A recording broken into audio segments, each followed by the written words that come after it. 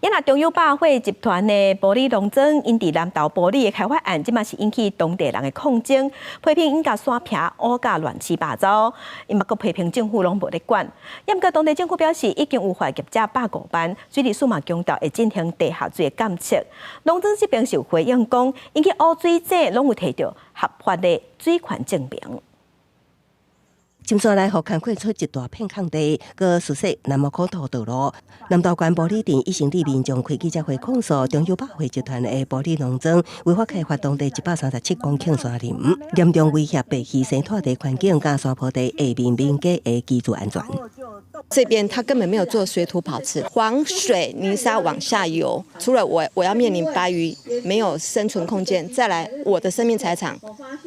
我也要面临这个安全。原来的样貌到底怎样？有没有申请？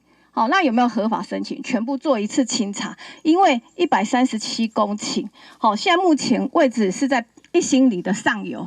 民众讲山林已经予开灯破道，粗鲁推动开发案，呼吁政府相关单位爱随全面清查土地状况，佮爱监控当地地下水源，伫确保居民生活甲农业用水安全进前，袂当合法水权。农村水保署表示，目前已经将对违法开发罚1摆，罚款150万。所说阿毛头道路是第12张罚单，水利署讲会量早展开水质监测计划。这个地方总共我们其实已经罚了11次了。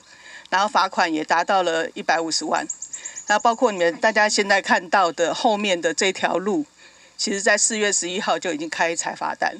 利用既有的水井来监测，那假如没有的话，后续我们会成立相关的一个计划来做一个中长期的监测，了解这一部分的这个地下水资源分布的一个情况。玻璃农庄强调，今年3月就自行进行地下水监测，水源真丰富，农水省拢领有合法水权证明。那进前伫河道中兴建的杂水构造物，是伫3月底时间拆除，会遵照地方甲专家学者建议办理。记者综合报道。